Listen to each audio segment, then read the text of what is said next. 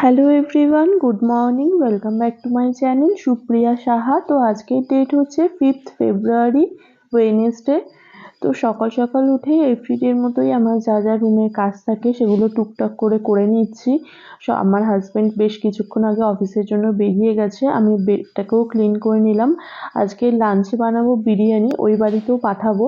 তো আজকে আমার হাজব্যান্ডকে ব্রেকফাস্ট অ্যান্ড লাঞ্চের জন্য লাইট দিলাম, যেহেতু ডিনারে এসেও বিরিয়ানি খাবে। ও অ্যাকচুয়ালি রাতে মানে রুটি, লুচি, পরোটা এগুলোই খেতে বেশি প্রেফার করে, ভাতটা খুব একটা খেতে চায় না।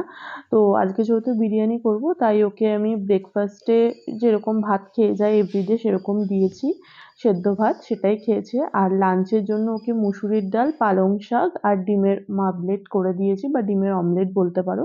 তো সেটাই দিয়ে দিয়েছি, আর তার সাথে একটা পাতিলেবু দিয়ে দিয়েছি।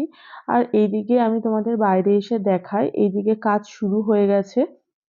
বেশ কিছুদিন আগে তোমরা সেন্টারিং করা দেখেছিলে, তো সেন্টারিংটা বেশ কিছুদিন আগেই খুলেছে।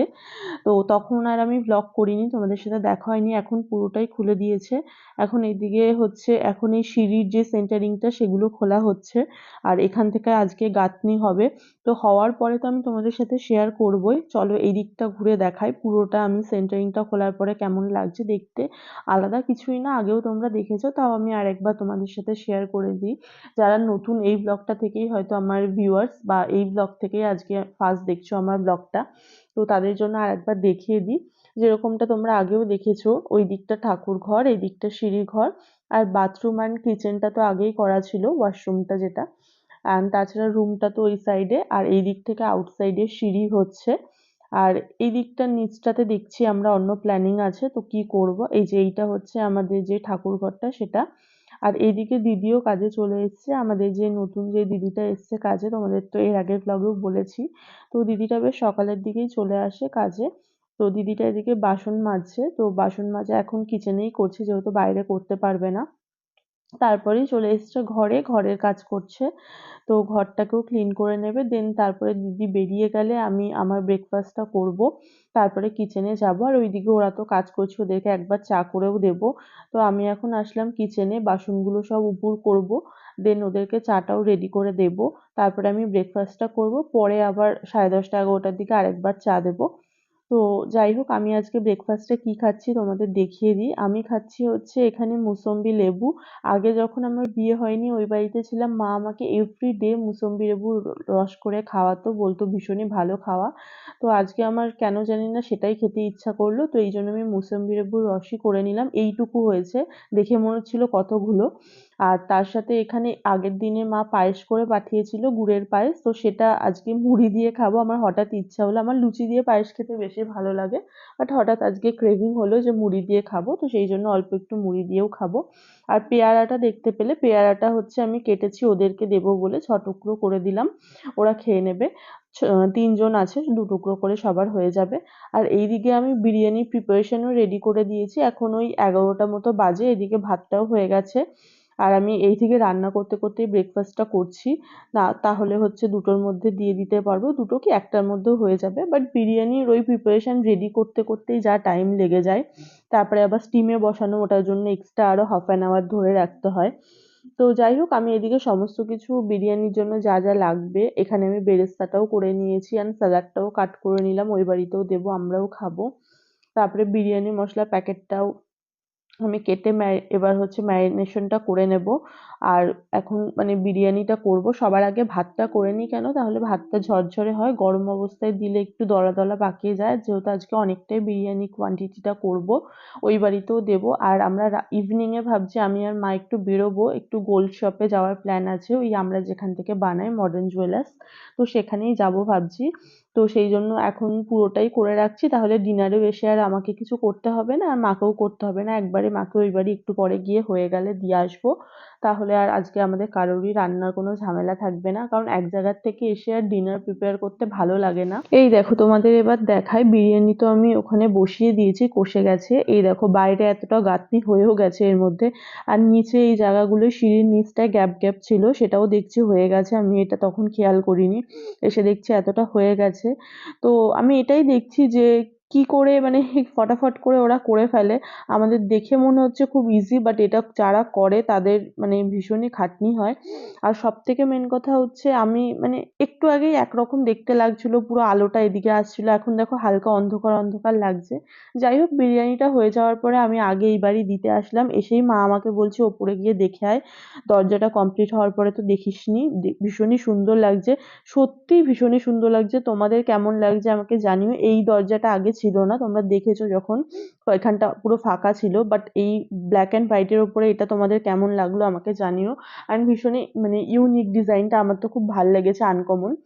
যাই হোক, আমি এই বাড়ি এসে তারপরে লাঞ্চ করে নিয়েছিলাম, তারপরে একটু ঘুমিয়েও নিয়েছি। এখন সন্ধে দিয়ে এখন যাব ওই বাড়ি।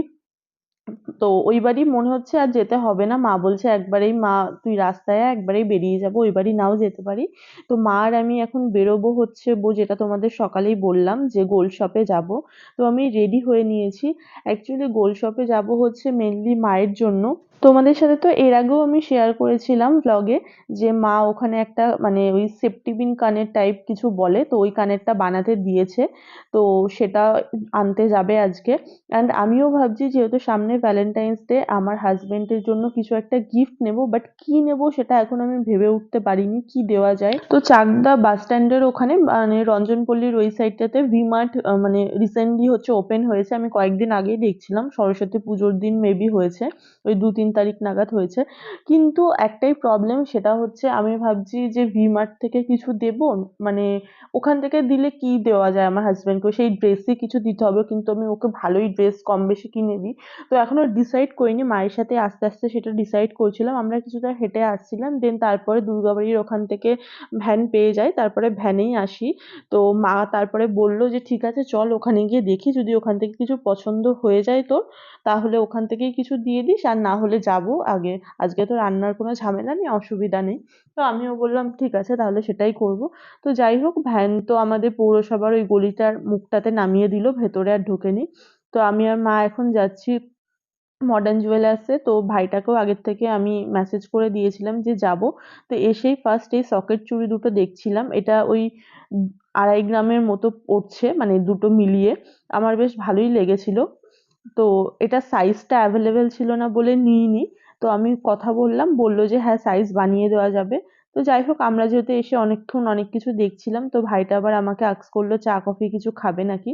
তো তারপরে আমি বললাম হ্যাঁ দুটো তাহলে মিল্ক টি দিতে। তো মা বললো না, মা মিল্ক টি খাবে না, মা হচ্ছে এমনি লিকার টি খাবে। তো মা একটা লিকার টি নিল, আমি একটা মিল্ক টি নিলাম। তারপরে যাই হোক, চা তো খাওয়া হলো, বাট এবার যেগুলো নিচ্ছি এখান থেকে বা নেবো সেটা তোমাদের দেখায়। মা এখানে একটা ঠাকুরের, লক্ষ্মী ঠাকুরের জন্য মুকুট দেখছিল, ওই রূপোর ওপর সোনার জল করে নেবে সেটা দেখছিল। তো সেটাও পছন্দ হচ্ছিল, বাট সাইজে বড় হচ্ছে, ওটাও বললো বানাতে দিতে হবে। তো আমি বললাম যে রেডিমেড কি আছে যেটা পছন্দ হবে।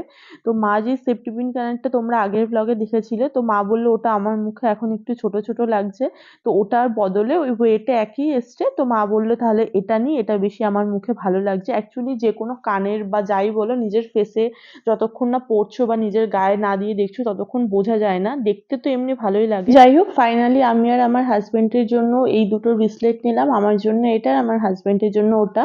তো কেমন হয়েছে কমেন্টে জানিও। আর আসার পথে যেহেতু কালকে বৃহস্পতিবার, রামলাল স্কুলের ওখান থেকে মা আবার ঠাকুরের জন্য ফুল, বেলপাতা, মানে কলা, সমস্ত কিছু মিলিয়ে মিশিয়ে নিয়ে নিল ২০ টাকা মতো।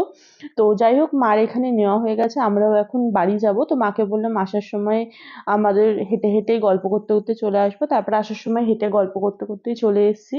অ্যান্ড এসে আমার হাজবেন্ডকে দেখালাম যে ওর জন্য যে গিফটটা কিনেছি, ওর তো ভীষণই পছন্দ হয়েছে। ও তো মানে আমি ওকে পরিয়ে দিলাম, অ্যান্ড আমাকেও পরিয়ে দিয়েছে। আর গিফটের এটাই স্যাটিসফ্যাকশন যে যেটা পছন্দ হলে গিফটের তো দাম দিয়ে বিচার করা যায় না। তো যাই হোক, আমার সামর্থ্য অনুযায়ী আমি ওকে গিফট করেছি। তোমাদেরকে প্রাইসটাও বলে দিই তোমাদের যাতে বুঝতে সুবিধা হয়, বা এরকম ডিজাইন যদি তোমরা বানাতে চাও। আমার হাজবেন্ডেরটা পড়েছে ওই ২৪০০ মতো, মানে ওই ২৫০০-২৪০০ এরকমই, ২৫০০ চেয়েছিল, একটু কম নিয়েছে আমাদের চেনা দোকান বলে। আর আমারটা হচ্ছে ওই ১২০০ মতো সামথিং পড়েছে। তো ওরটা বেশি ওজনের, তো সেই জন্য বেশি। আর ওরটার ডিজাইনটাও আমার বেশি ভালো লেগেছে, পুরো ইউনিক, দেখতেই পাচ্ছ পুরো আনকমন। আর আমারটা আমি সিম্পলের মধ্যেই পছন্দ করি, তো সেই অনুযায়ী নিয়েছি। তো যাই যাই হোক, কেমন হয়েছে জানিও কমেন্টে। আর আজকের ব্লগটাকে এখানেই এন্ড করছি। এবারে আমরা ডিনারটা করে নেব। যদি আজকের ব্লগে কিছু ভালো লেগে থাকে তো কি করতে হবে তোমরা জানো। Please to like, comment, share and subscribe my YouTube channel Supriya Saha. দেখা হবে খুব শিগগিরই নেক্সট ব্লগে। নেক্সট ব্লগ খুব তাড়াতাড়ি আসছে। Till then stay happy, stay kind and stay খুব খুব খুব পজিটিভ। বাই।